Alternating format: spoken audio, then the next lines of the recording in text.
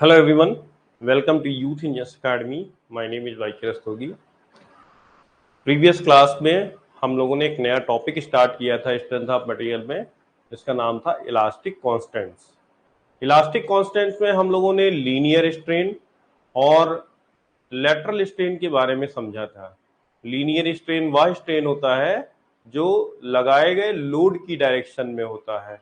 अगर आपने load length की डायरेक्शन में लगाया है तो linear strain delta L upon L होगा, और अगर आपने डायमीटर के अलॉन्ग लगाया है या डेप्थ के अलॉन्ग लगाया है तो डेल्टा डी अपान डी जो है वो लीनियर स्ट्रेन होगा। ठीक है, सो linear strain is always the strain that is in the direction of applied load, और लैटरल स्ट्रेन जो होता है वो लोड की डायरेक्शन के परपेंडिकुलर डायरेक्शन में जो स्ट्रेन होता है उसे हम लोग कहते हैं लैटरल स्ट्रेन।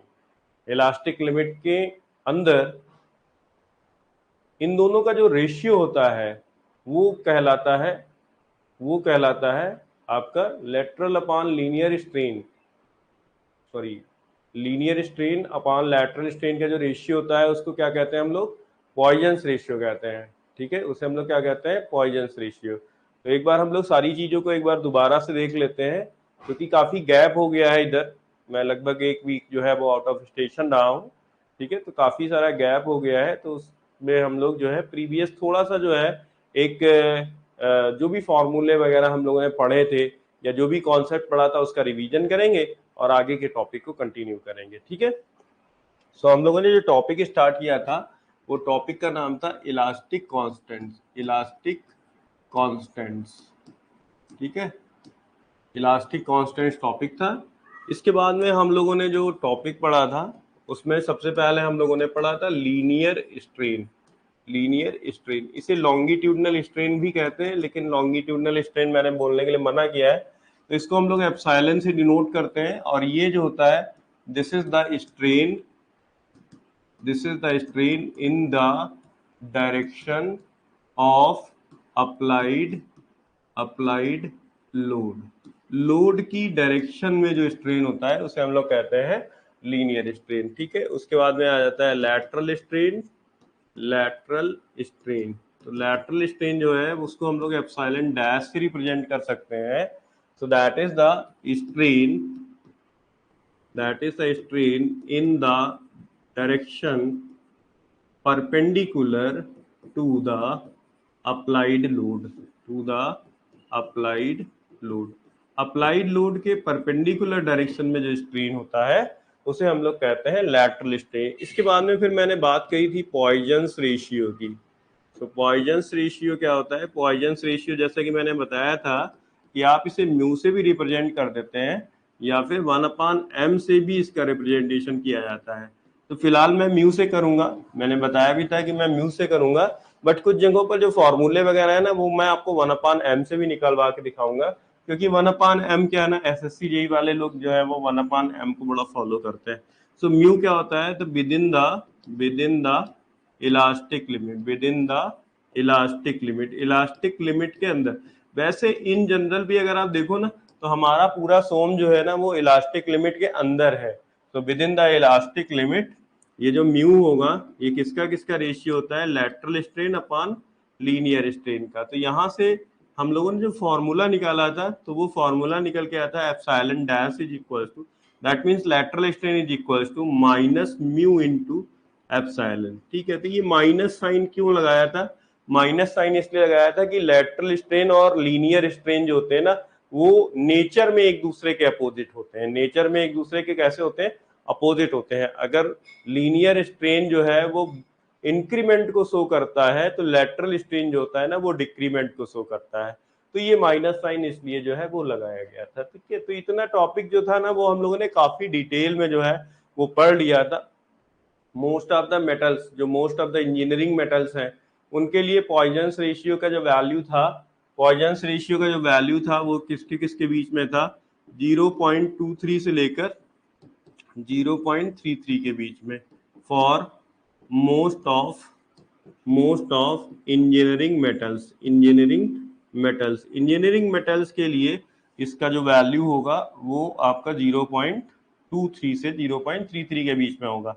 तो उसमें मैंने बताया था जैसे जैसे कार्बन का परसेंटेज कम होगा वैसे वैसे वैल्यू इधर बढ़ेगी, और कार्बन का परसेंटेज अगर आप कम करोगे तो वैसे वैसे वैल्यू इस तरफ आएगी। तो अगर आप देखेंगे ना कास्ट आयरन का जो पॉइजंस रेशियो का, तो एग्जैक्टली कोई नहीं बता सकता है ना, बट ये 0.23 के बगल में होगा, अगल बगल में होगा।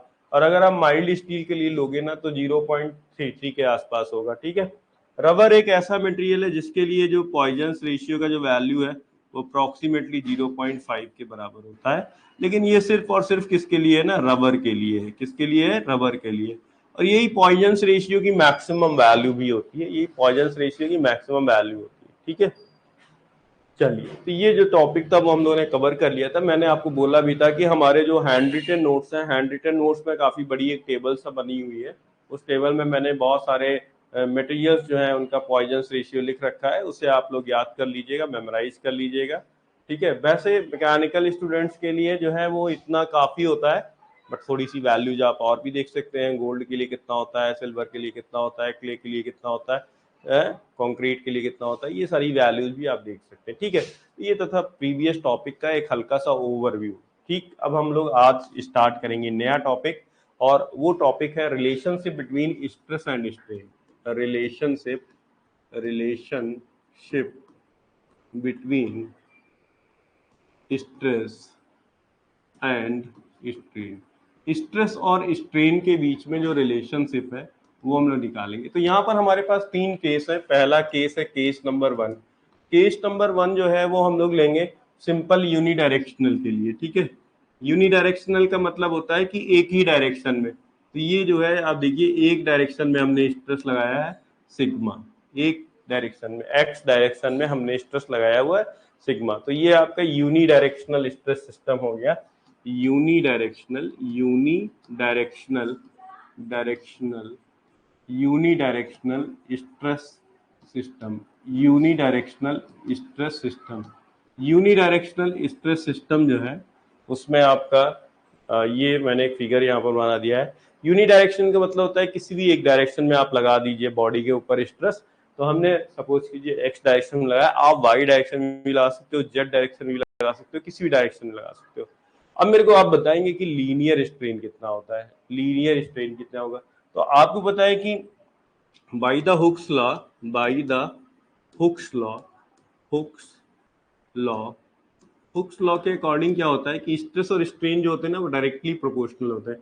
तो वहां से एक रिलेशन निकल के आता है, E is equal to stress upon strain. तो ये हमारा एक रिलेशन जो है वो हुक्स लॉ से आता है। कहाँ से आता है? Hooke's law. तो अब अगर हम लोग लीनियर स्ट्रेन की बात करेंगे, लीनियर स्ट्रेन कौन सा स्ट्रेन होता है? जो कि लगाए गए लोड की डायरेक्शन में होता है। और भैया ये स्ट्रेस जो है ना वो लोड की डायरेक्शन में ही है, इधर ही लोड लगा रहे होगे तभी तो इस तरफ स्ट्रेस डेवलप हो रहा है। तो लीनियर स्ट्रेन जो होगा वो इस केस में क्या होगा? तो स्ट्रेन जो होगा वो होगा सिग्मा अपान ई। तो ये हो जाएगा लीनियर स्ट्रेन। और लैटरल स्ट्रेन क्या हो जाएगा? Lateral strain. लैटरल स्ट्रेन बताइए, अभी फॉर्मूला आपने पीछे देखा था कि लैटरल स्ट्रेन का फॉर्मूला क्या होता है। लैटरल स्ट्रेन का फॉर्मूला होता है epsilon dash is equal to minus mu into epsilon. तो यहाँ से अगर आप फॉर्मूला यूज कर लोगे तो epsilon dash is equal to minus mu into epsilon, तो ये आ जाएगा minus mu into sigma upon E. तो ये आ जाएगा एप्सिलॉन डैश जो कि आपका लैटरल स्ट्रेन है।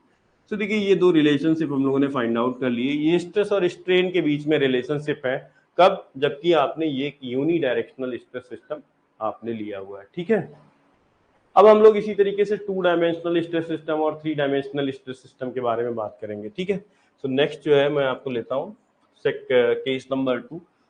केस नंबर 2, केस नंबर 2 आपका जो है वो है 2 डायमेंशनल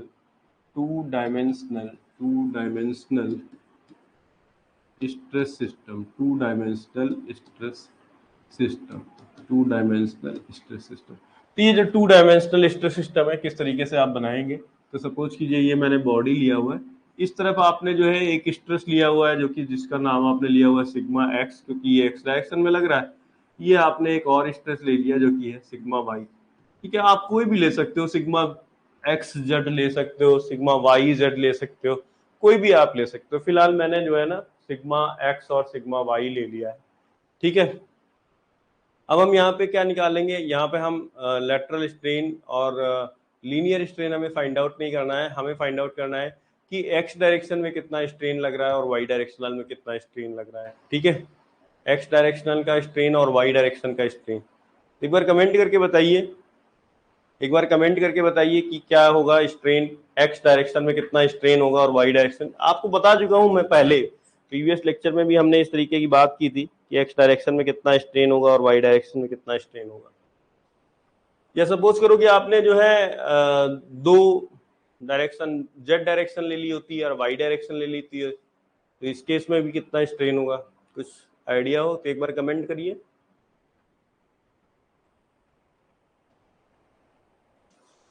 इसके बारे में हम लोग बात कर चुके हैं। तो strain in wide x direction की बात करूंगा, स्ट्रेन इन एक्स डायरेक्शन और स्ट्रेन इन वाई डायरेक्शन। तो ये दो स्ट्रेन की बात करूंगा, ये एक्स और वाई डायरेक्शन में हमने क्या लगा रखा है, स्ट्रेस लगा रखा है। तो जिस डायरेक्शन में स्ट्रेस लगा रखा है तो उस डायरेक्शन उसकी परपेंडिकुलर। अभी आप देखो सिग्मा एक्स की वजह से एक्स डायरेक्शन में जो स्ट्रेन होगा वो कौन सा स्ट्रेन होगा, वो होगा लीनियर स्ट्रेन। और लीनियर स्ट्रेन कितना होता है, सिग्मा एक्स अपॉन ई। अभी देखो आपने पीछे देखा, पीछे ये देखो एक्स डायरेक्शन में आपने कितना लगाया एक्स, तो लीनियर स्ट्रेन कितना हुआ सिग्मा पानी, और लैटरल स्ट्रेन कितना हुआ माइनस म्यू इंटू सिग्मा पानी। तो अभी आपका जैसे एक्स डायरेक्शन में जो स्ट्रेन हुआ वो इतना हो गया, और वाई डायरेक्शन में जो स्ट्रेन होगा मतलब लैटरल स्ट्रेन कितना होगा minus mu into sigma x upon E. Clear है ना। सिग्मा एक्स की वजह से, सिग्मा एक्स की वजह से एक्स डायरेक्शन में जो स्ट्रेन होगा वो होगा सिग्मा एक्स अपान ई, और सिग्मा एक्स की वजह से वाई डायरेक्शन में जो स्ट्रेन होगा वो होगा लैटरल स्ट्रेन, और लैटरल स्ट्रेन कितना होता है minus mu into linear strain. तो लीनियर स्ट्रेन कितना है सिग्मा एक्स अपान ई, तो minus mu into sigma x upon E. Clear है ना। चलो अब वाई डायरेक्शन का देख लो। So y direction sigma y की वजह से, सिग्मा वाई की वजह से वाई डायरेक्शन में जो स्ट्रेन हो रहा है वो कैसा हो रहा है, लीनियर स्ट्रेन हो रहा है। तो वाई डायरेक्शन में जो स्ट्रेन होगा वो कौन सा होगा, लीनियर स्ट्रेन होगा। तो ये हो जाएगा आपका सिग्मा वाई अपान ई। ये तो वाई डायरेक्शन में कैसा स्ट्रेन होगा, लीनियर। किसकी वजह से, सिग्मा वाई, क्योंकि सिग्मा वाई लगा ही किस तरफ है, वाई डायरेक्शन में लगा हुआ है। तो वाई डायरेक्शन में लगा हुआ है तो इसी की डायरेक्शन में जो स्ट्रेन होगा वो लीनियर, और इसके परपेंडिकुलर डायरेक्शन में जो स्ट्रेन होगा वो कैसा, लैटरल। तो एक्स डायरेक्शन में इसकी वजह से जो स्ट्रेन होगा वो कैसा होगा, लैटरल। तो ये हो जाएगा minus mu into sigma y upon E. तो ये रिलेशनशिप आ जाएंगे किसमें, टू डायमेंशनल स्ट्रेस सिस्टम में। दो ही टू डायरेक्शनल है, टू डायमेंशनल है, तो दो ही डायरेक्शन में हम लोग फाइंड आउट करेंगे। अब हम लोग तीसरा केस लेंगे जिसमें हम लोग तीनों डायरेक्शनल में। ठीक है, तो थर्ड केस ले रहे हैं, केस नंबर 3, केस नंबर 3। और ये हमारा है 3 dimensional stress system, 3 dimensional stress system, 3 dimensional stress. तो 3 डायमेंशनल स्ट्रेस सिस्टम किस तरीके से, यहाँ पे हमें एक डायग्राम भी 3 डायमेंशनल ही बनाना पड़ेगा। ठीक है, तो ये हमने क्या किया, ये हमने एक 3 डायमेंशनल स्ट्रेस सिस्टम यहाँ पे बनाया। ये इस तरफ हम लोगों ने जो स्ट्रेस लगाया वो सिग्मा एक्स है।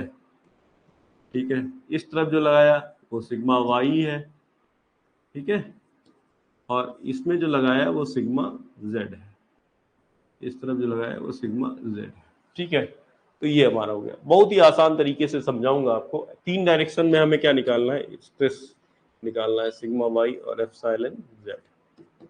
ठीक है, एप्सिलॉन एक्स एक्स डायरेक्शन में स्ट्रेन है, एप्सिलॉन वाई वाई डायरेक्शन का स्ट्रेन है, और एप्सिलॉन जेड जेड डायरेक्शन का स्ट्रेन। एक एक पकड़ के चलो। सिग्मा एक्स की वजह से एक्स डायरेक्शन में जो स्ट्रेन होगा वो कौन सा होगा, लीनियर स्ट्रेन कहलाएगा। ठीक है, उसकी वैल्यू कितनी होगी, सिग्मा एक्स पानी। लेकिन इस सिग्मा एक्स की वजह से वाई डायरेक्शन और जेड डायरेक्शन में जो स्ट्रेन होगा वो कैसा होगा, वो होगा आपका लैटरल स्ट्रेन। कितना होगा, minus mu into sigma x upon E. Clear है। सिग्मा एक्स की वजह से, सिग्मा एक्स की वजह से एक्स डायरेक्शन में जो स्ट्रेन होगा वो कैसा होगा, लीनियर स्ट्रेन होगा। लेकिन सिग्मा एक्स की वजह से वाई डायरेक्शन और जेड डायरेक्शन में जो स्ट्रेन होगा वो कैसा होगा, लैटरल स्ट्रेन होगा। उसके बाद में बात करते हैं सिग्मा वाई। तो सिग्मा वाई की वजह से वाई डायरेक्शन में जो स्ट्रेन होगा वो कैसा होगा, वो लीनियर स्ट्रेन होगा।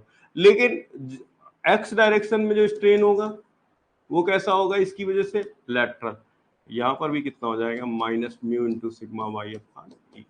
अब जेड डायरेक्शन, सिग्मा जेड की वजह से जेड डायरेक्शन में जो स्ट्रेन होगा वो कैसा होगा, लीनियर। और इसकी सिग्मा जेड की वजह से एक्स और वाई डायरेक्शन में जो स्ट्रेन होगा वो कैसा होगा, वो होगा आपका लैटरल स्ट्रेन। और लैटरल स्ट्रेन क्या होता है, म्यू इंटू लीनियर स्ट्रेन। ठीक है, इस तरह से करोगे ना तो बहुत ही आसान तरीके से कर पाओगे आप। लेकिन अगर आप अलग अलग करोगे ना तो पूरा पन्ना भर जाएगा, 2 पेज का डेरिवेशन होगा, यही डेरिवेशन जिसकी बात कर रहा हूं, 2 पेज में करोगे तब जाके होगा। और एक एक चीज आप देखो, क्लियर देख लो। आप सिर्फ ये सोचो कि 3 डायमेंशनल बॉडी है और एक्स डायरेक्शन में हमने स्ट्रेन लगाया है, स्ट्रेस लगाया है, तो एक्स डायरेक्शन में जो स्ट्रेस लगाया है उसकी वजह से एक्स डायरेक्शन में जो स्ट्रेन होगा वो कैसा होगा, लीनियर स्ट्रेन होगा। लेकिन वाई और जेड डायरेक्शन में उसकी वजह से जो स्ट्रेन होगा वो कैसा होगा, लैटरल। लैटरल स्ट्रेन क्या होता है, लोड के परपेंडिकुलर डायरेक्शन में स्ट्रेन। और एक्स डायरेक्शन के परपेंडिकुलर कौन कौन सी डायरेक्शन है, वाई डायरेक्शन और जेड डायरेक्शन। एक बार कमेंट बॉक्स में कमेंट करिए कि आपको समझ में आया या नहीं। बहुत ही जरूरी है, अगर आप समझ पाएंगे तभी हम आगे बढ़ेंगे, नहीं तो फिर से समझाएंगे आप। एक बार कमेंट बॉक्स में कमेंट करिए, समझ में आया या नहीं आया, ओके या यस कुछ भी लिखिए, नहीं आया तो नो लिखिए।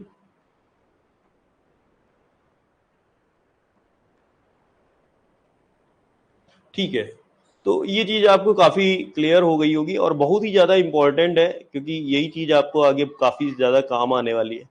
अब हम लोग क्या करेंगे, जैसे कि हम लोगों ने ये आपका एक स्ट्रेस और स्ट्रेन के बीच में जो रिलेशनशिप है वो हम लोगों ने देख लिया कि किस तरीके का यूनी डायरेक्शनल स्ट्रेस सिस्टम में, 2 डायमेंशनल स्ट्रेस सिस्टम में और 3 डायरेक्शनल स्ट्रेस सिस्टम में किस तरीके का जो है आपका स्ट्रेस और स्ट्रेन के बीच में रिलेशनशिप निकल के आता है। अब हम लोग कैलकुलेट करेंगे वॉल्यूमेट्रिक स्ट्रेन। ये जो टॉपिक है ना इलास्टिक कांस्टेंट, इसमें वॉल्यूमेट्रिक स्ट्रेन जो है वो हम लोग काफी ज्यादा पढ़ते हैं। ठीक है, तो हम लोग पढ़ने वाले हैं वॉल्यूमेट्रिक स्ट्रेन।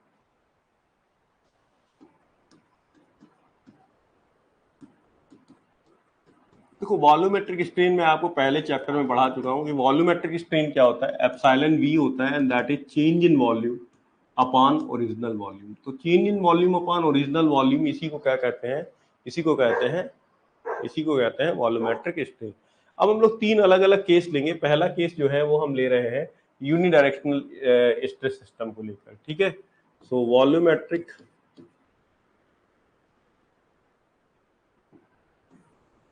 पहला केस बना लेता हूं, case number 1 unidirectional stress system, unidirectional stress system. ठीक है, तो हमारे पास में एक बॉडी है, ये देखिए, ये मैंने एक बॉडी बनाई। बॉडी अभी मैं 3 डायमेंशनली बनाऊंगा, भले ही हम यूनिडायरेक्शनल ले रहे हैं। तो ये आपका जो एल है लेंथ हो गया, ठीक है, ये विड्थ हो गई इसकी और ये डेप्थ हो गई। ठीक है, हमने इस तरफ क्या किया है,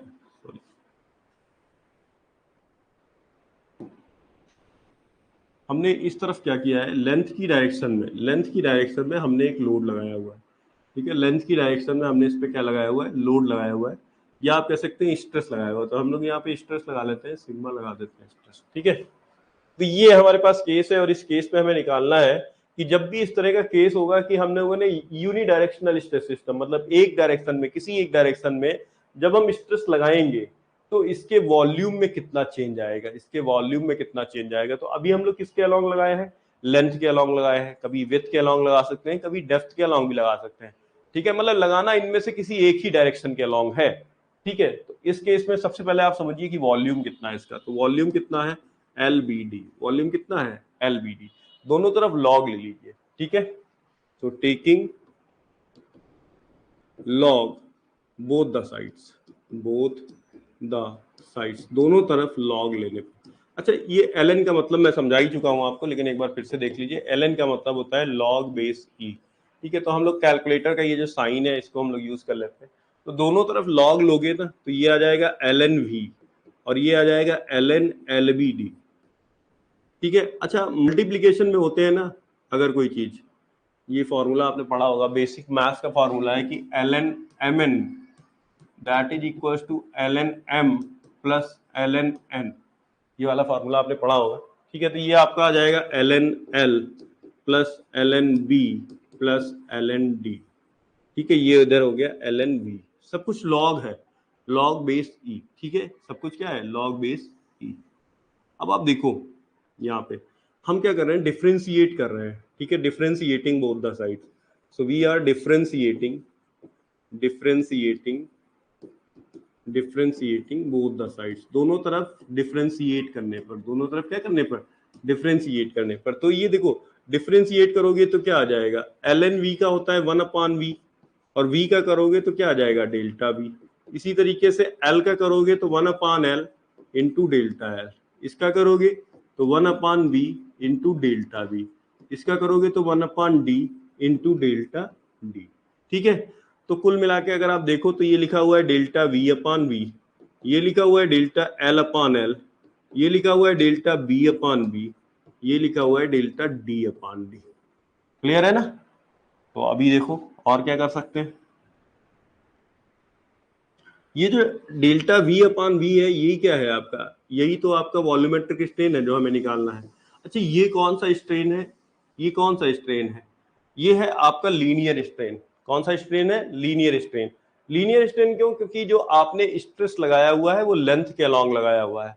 तो डेल्टा l/l आपके लिए क्या हो जाएगा, इस केस में जरा देखेंगे, इस केस को नीचे जरा लाते हैं, इस केस में जरा देख के बताइए लीनियर स्ट्रेन कौन सा होगा, इसमें लीनियर स्ट्रेन कौन सा होगा, लीनियर स्ट्रेन। तो लीनियर स्ट्रेन कौन सा होगा, डेल्टा l/l, यही आपका कौन सा होगा, लीनियर स्ट्रेन। और लैटरल स्ट्रेन कौन कौन से होंगे, तो डेल्टा b/b और डेल्टा d/d, ये दोनों कैसे स्ट्रेन होंगे, ये दोनों हो जाएंगे आपके लैटरल स्ट्रेन। कैसे हो जाएंगे, लैटरल स्ट्रेन। ठीक है, तो अब बस यही चीज यहाँ पे रखनी है। तो ये आपका हो गया, ये तो आपका हो गया लीनियर स्ट्रेन, और ये कौन सा स्ट्रेन हो गया, लैटरल, और ये कौन सा हो गया, लैटरल। तो ये हो गया epsilon plus 2 into epsilon dash. अच्छा ये एप्सिलॉन प्लस 2, एप्सिलॉन डैश को क्या लिख सकते हैं, एप्सिलॉन डैश का फॉर्मूला क्या आता है, माइनस म्यू इंटू एप्सिलॉन। तो यहाँ से एप्सिलॉन कॉमन निकाल लीजिए, तो ये आ जाएगा 1 माइनस 2 म्यू।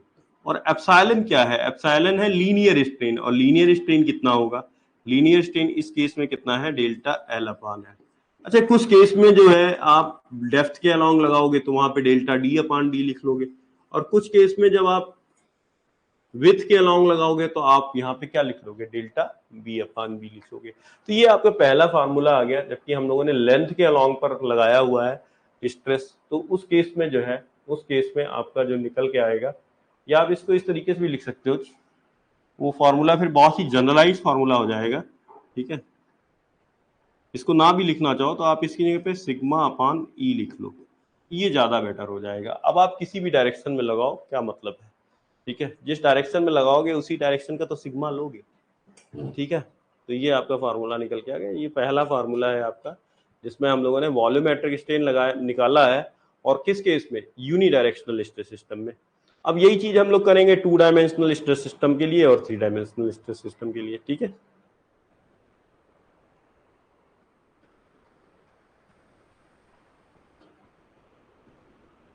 एक बार कर लीजिए, समझ में आया हो या कहीं पर किसी स्टेप में डाउट हो तो आप स्टेप बता दोगे कि डिफरेंशिएशन वाला स्टेप नहीं समझ में आया या लॉग वाला स्टेप नहीं समझ में आया, तो मैं आपको बेसिक मैथमेटिक्स से समझाने की कोशिश करूंगा। ठीक है, इतना हम लोग एक्सपेक्ट करके चलते हैं कि डिफरेंशिएशन आपको आता होगा, या बेसिक जो मैथमेटिक्स के ऑपरेशन है वो आपको आते होंगे। फिर भी आप देख लीजिए, अगर कुछ नहीं समझ में आया है तो वहाँ पे आपको फिर से समझाया जाएगा। और अगर समझ में आ गया हो तो एक बार कमेंट बॉक्स में यस टाइप कर दीजिए ताकि मैं आगे बढ़ूं।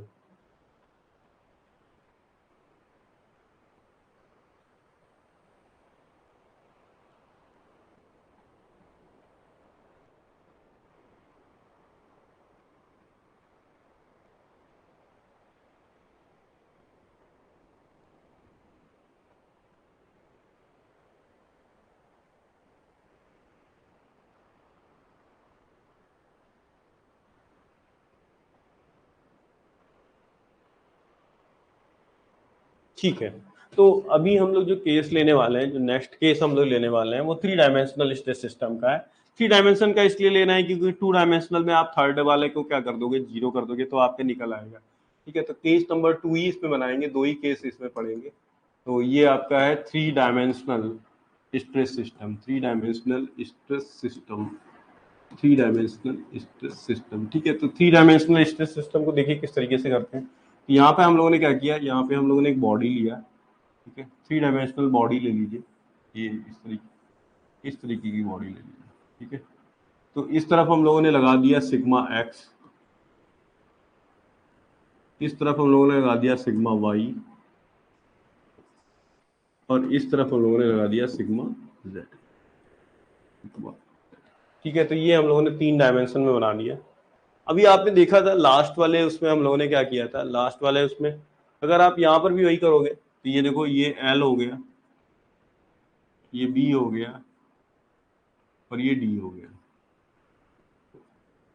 ठीक है, तो अगर आप इसका वॉल्यूम निकालोगे तो वॉल्यूम क्या आएगा, वॉल्यूम आएगा एल बी डी, और जब हम लोग लास्ट में चलो पहुंच जाएंगे तो epsilon V is equals to epsilon X plus epsilon Y plus epsilon Z.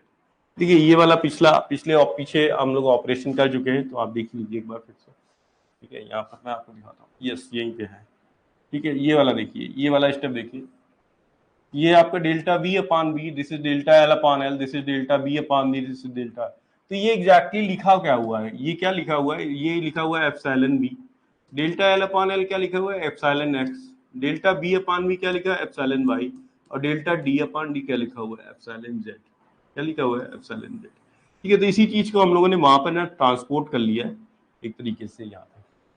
अभी आपने देखा ना, इससे जस्ट पहले हम लोगों ने रिलेशनशिप पढ़ा था स्ट्रेस और स्ट्रेन के बीच में। मैंने अलग अलग आपको बताया था कि एप्सिलॉन एक्स कितना होगा, एप्सिलॉन वाई कितना होगा, एप्सिलॉन जेड कितना होगा। तो एक बार वैल्यूज देख लीजिए, तो यहाँ पे क्या आ जाएगा, सिग्मा एक्स की वजह से लीनियर, और सिग्मा वाई और सिग्मा जेड की वजह से कैसा होगा, लैटरल। किस डायरेक्शन में, एक्स डायरेक्शन में। ठीक है, तो ये वाला फॉर्मूला अभी पीछे निकाला हुआ है। सिग्मा वाई की बात करेंगे,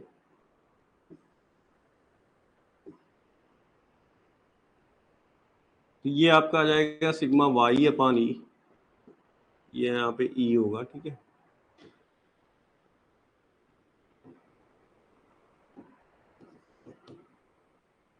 सिग्मा वाई की वजह से वाई डायरेक्शन में जो स्ट्रेन होगा वो लीनियर होगा, बट एक्स डायरेक्शन में सिग्मा एक्स की वजह से वाई डायरेक्शन में जो स्ट्रेन होगा वो लैटरल, और सिग्मा जेड की वजह से, और सिग्मा जेड की वजह से। ये वही वाले फार्मूले हैं जो पीछे हम लोगों ने यूज किए थे, सिग्मा जेड अपान। ठीक है, एक बार और फिर सिग्मा जेड के लिए, एप्सिलॉन जेड के लिए लेंगे तो sigma z upon E minus mu into sigma x upon E minus mu into sigma y upon E. ठीक है, ये तीनों फार्मूले हैं जो पीछे हम लोगों ने निकाले थे, एक बार दिखा देता हूं आपको, ये वाले। ठीक है, सिग्मा एक्स की वजह से एक्स डायरेक्शन में लीनियर, लेकिन वाई डायरेक्शन और जेड डायरेक्शन में लैटरल। सिग्मा वाई की वजह से वाई डायरेक्शन में लीनियर, और एक्स डायरेक्शन में और जेड डायरेक्शन में लैटरल। और सिग्मा जेड की वजह से जेड डायरेक्शन में लीनियर, और एक्स डायरेक्शन और वाई डायरेक्शन में कैसा, लैटरल। ठीक है, तो ये वाले फार्मूले का यूज किया है यहाँ पे। अब आप तीनों को ऐड कर दीजिए, तो आप देखेंगे ये और ये तीनों ऐड हो जाएंगे। फिर ये वाले जो टर्म्स हैं वो सब दो दो हैं, जैसे सिग्मा वाई वाला टर्म देखिए, तो minus mu into sigma Y वाला एक टर्म यहाँ आ रहा है और एक टर्म यहाँ आ रहा है। सिग्मा जेड वाला तो एक टर्म यहाँ एक टर्म यहाँ, सिग्मा एक्स वाला एक टर्म यहाँ एक टर्म यहाँ पे आ रहा है। ठीक है, थोड़ा सा आप अगर स्मार्टली देखेंगे तो यहाँ पर आपको मिल जाएगा सारे, सबके पहले पहले टर्म्स तीनों के ऐड कर दीजिए, तो ये आ जाएगा sigma x plus sigma y plus sigma z upon E. ठीक है, क्योंकि ये वाला तो आपका क्या ना, सब में ई कॉमन आ रहा है, तो वो हम लोगों ने ले लिया। अब उसके बाद माइनस कॉमन ले लीजिए, दो दो टर्म सबके आ रहे हैं और सब में म्यू आ रहा है, तो 2 म्यू आ जाएगा। ठीक है, बाहर, तो अंदर क्या आ जाएगा, अंदर आ जाएगा sigma x plus sigma y plus sigma z upon E. अब ये वाला कॉमन ले लीजिए दोनों में। ठीक है, तो यहां से आ जाएगा sigma x plus sigma y plus sigma z upon E, ये कॉमन ले लिया हम लोगों ने, ये आ जाएगा 1 - 2 म्यू। सो ये आपका आ जाता है एप्सिलॉन वी का वैल्यू। बहुत ही आसान तरीके से हम लोगों ने। अच्छा, आपको क्या करना है, आपको ना फार्मूला विशेष तौर पर आपको देखना है कि फार्मूला क्या निकल के आया है। फार्मूला बहुत ही इंपॉर्टेंट है, फार्मूला बहुत ज्यादा, डायरेक्टली फार्मूला पूछा जाता है। डायरेक्टली क्या है ना, फार्मूला पूछा जाता है।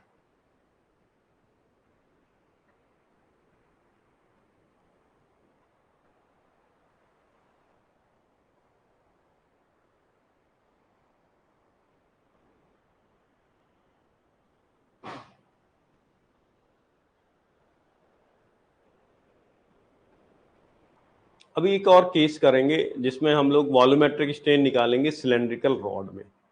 सिलेंड्रिकल रॉड में वॉल्यूमेट्रिक स्ट्रेन क्या होगा वो हम लोग फाइंड आउट करेंगे, ठीक है।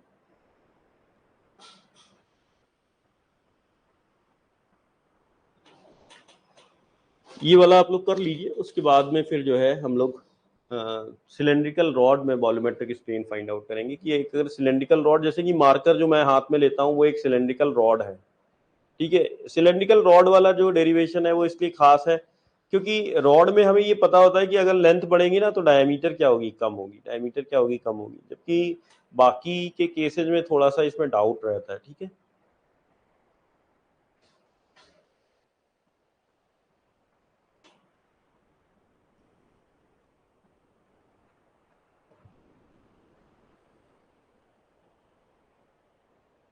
एक बार कमेंट बॉक्स में डन कर दीजिए तो मैं आपको नेक्स्ट करवा देता हूँ सिलेंड्रिकल रॉड का केस।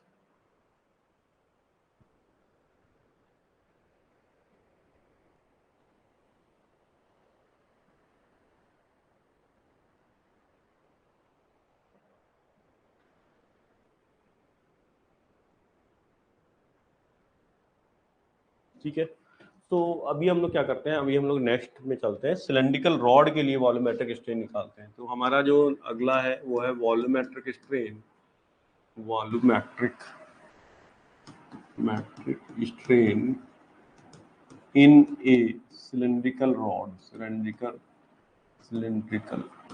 सिलेंड्रिकल रॉड में वॉल्यूमेट्रिक स्ट्रेन कितना होगा ये हम लोग फाइंड आउट करेंगे कि रॉड इस तरीके का होता है, ये आपका सिलेंड्रिकल रॉड है,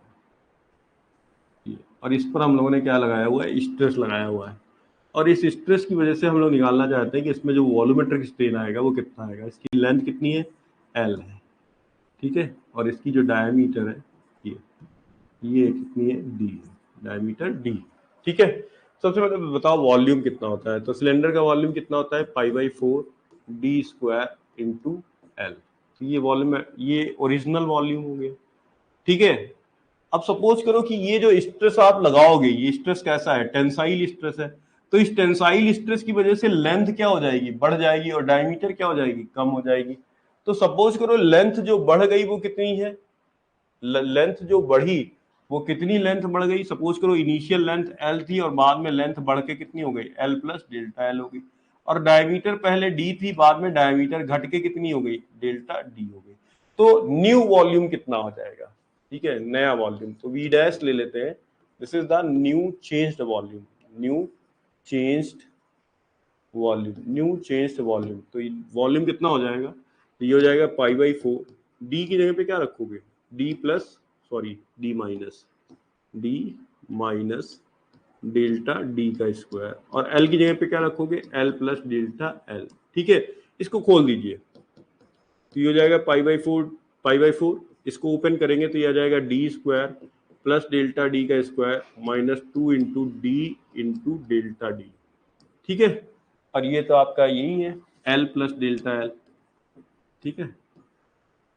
अब इसको क्या करेंगे, इसको और ओपन कर दीजिए तो ये आ जाएगा π/4, अंदर मल्टीप्लाई करिए तो डी स्क्वायर इंटू एल, ठीक है, plus d square into delta L plus delta D square into L plus delta D square into delta L, ठीक है। तो ये माइनस वाले से करेंगे तो -2l into d into delta D और -2 into d into delta D into delta L, ये हमने सारे टर्म्स क्या कर लिए, मल्टीप्लाई कर लिए।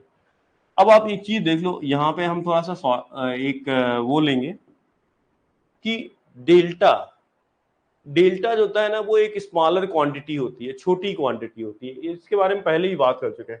सपोज करो आपके पास कोई नंबर है 0.1, तो एक छोटा नंबर है। अब अगर इस 0.1 को इस छोटे नंबर से मल्टीप्लाई करोगे तो मल्टीप्लाई करने पर क्या मिलेगा, मल्टीप्लाई करने पर एक उससे भी छोटा नंबर मिलेगा, उससे भी छोटा नंबर मिलेगा, ठीक है। दो स्मॉलर क्वांटिटीज को जब आप मल्टीप्लाई करते हो तो आपको एक और स्मॉलर क्वांटिटी, उससे भी स्मॉलर क्वांटिटी मिल जाती है, ठीक है। तो हम इसको क्या कर सकते हैं, नेग्लेक्ट कर सकते हैं। तो जहां पर डेल्टा डी का स्क्वायर है, देखो अलग पेन ले लेता हूं, डेल्टा डी का स्क्वायर यहाँ पे नेग्लेक्ट करेंगे, यहाँ पे 3 डेल्टा है, ये भी नेग्लेक्ट करेंगे, यहाँ पे 2 डेल्टा है, ये भी नेग्लेक्ट करेंगे, तो ये तीनों क्या करेंगे, नेग्लेक्ट कर देंगे, ठीक है, क्योंकि ये बहुत छोटी वैल्यूज है तो इनको नेग्लेक्ट किया जा सकता है, सबको नहीं नेग्लेक्ट कर देंगे। यहाँ पे देखो, यहाँ पे कोई डेल्टा नहीं आ रहा है तो इसको नहीं निगलेक्ट, यहाँ पे एक डेल्टा आ रहा है तो इसको नहीं निगलेक्ट करें, यहाँ एक डेल्टा आ रहा है तो इसको निगलेक्ट। जहां पे 2 डेल्टा है या 2 डेल्टा का स्क्वायर है या 2 डेल्टा का मल्टीपल है, उनको हम लोग क्या कर रहे हैं, नेग्लेक्ट कर रहे हैं, ठीक है। सो अभी आपका देख लीजिए जो वैल्यू बचेगी वो कितनी बचेगी, तो π/4 d square l plus d square into delta l minus 2LD into delta d. तो ये हमारे पास फाइनल जो वॉल्यूम है वो चेंज्ड वॉल्यूम ये निकल के आया है। अब देखो वॉल्यूमेट्रिक स्ट्रेन क्या होता है, change in volume. Change in volume कितना होगा, V dash minus V upon original volume. Original volume क्या है, V। तो अब आप चेंज इन वॉल्यूम कितना है, तो चेंज इन वॉल्यूम निकालने के लिए इसमें से इसको क्या करेंगे, माइनस कर देंगे, तो ये हो जाएगा π/4 d square l plus d square delta l minus 2LD into delta d divided by, sorry अभी माइनस तो किया नहीं, माइनस π/4 डी स्क्वायर एल, और नीचे भी कितना आ जाएगा, π/4 डी स्क्वायर एल। अब आप देखो ये वाला जो पहला टर्म है, जब आप π/4 को अंदर मल्टीप्लाई करोगे तो क्या बनेगा, π/4 डी स्क्वायर इंटू एल, और π/4 डी स्क्वायर इंटू एल यहाँ पर भी है, तो ये वाला टर्म क्या होने वाला है, कैंसिल होने वाला है, ठीक है। और ये जो π/4 यहाँ है और ये जो π/4 यहाँ है, ये भी क्या हो जाएगा, कैंसिल हो जाएगा, ठीक है। तो अब क्या बचेगा, अलग अलग कर देंगे सबको, ठीक है। तो ये हो जाएगा d square into delta L upon D square into L minus 2LD into delta D upon D square into L. तो यहां से डी स्क्वायर कैंसिल हो गया, यहां से एल कैंसिल हो गया, डी से डी कैंसिल हो गया। तो ये आपका फाइनल एक फार्मूला निकल के आ जाता है, एक आपका फाइनल फार्मूला निकल के आ जाता है, delta L upon L minus 2 into delta D upon. यही वॉल्यूमेट्रिक स्ट्रेन होता है किस केस में, सिलेंड्रिकल रॉड के केस में। एक बार कमेंट बॉक्स में करके बताएंगे कि आपको समझ में आया या नहीं आया, और कहीं पर अगर नहीं आया है तो आप कमेंट करके पूछ सकते हैं।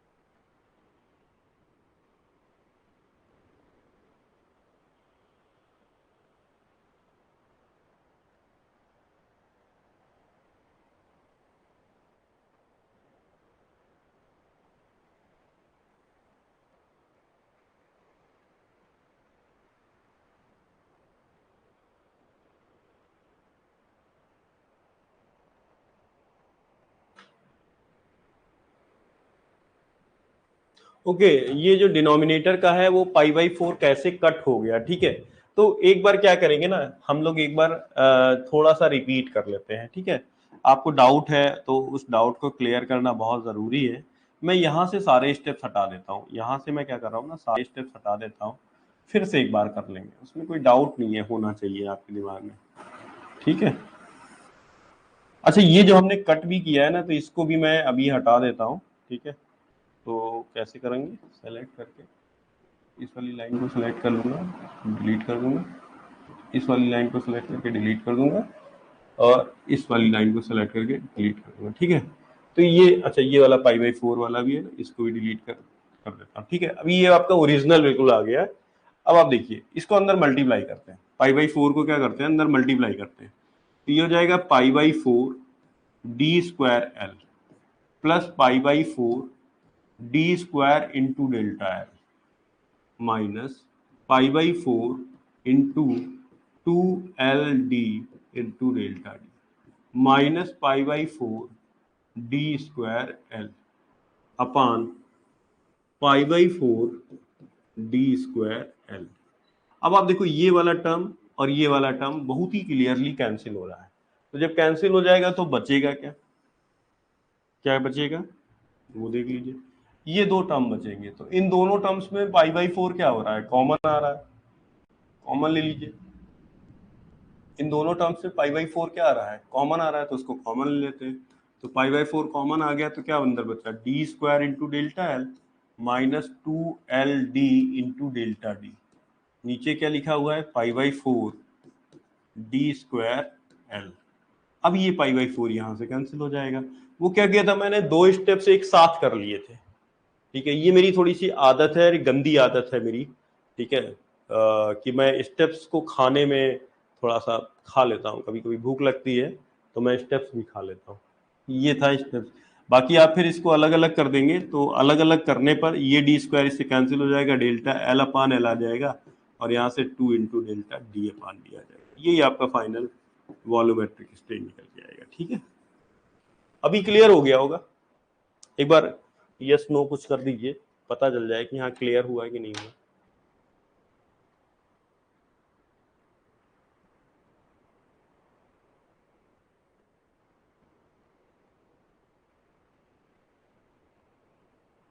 चलो ठीक है, तो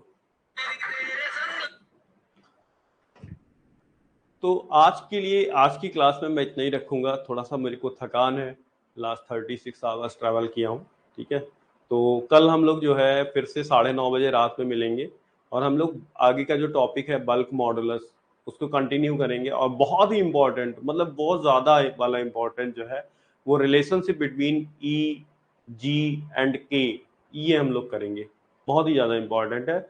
और अगर थोड़ा सा समय हमारे पास रहा तो हम लोग कॉम्प्लीमेंट्री शियर स्ट्रेसेस के कॉन्सेप्ट को भी समझेंगे, ठीक है। तो आज की क्लास के लिए thank you very much, good night, take care.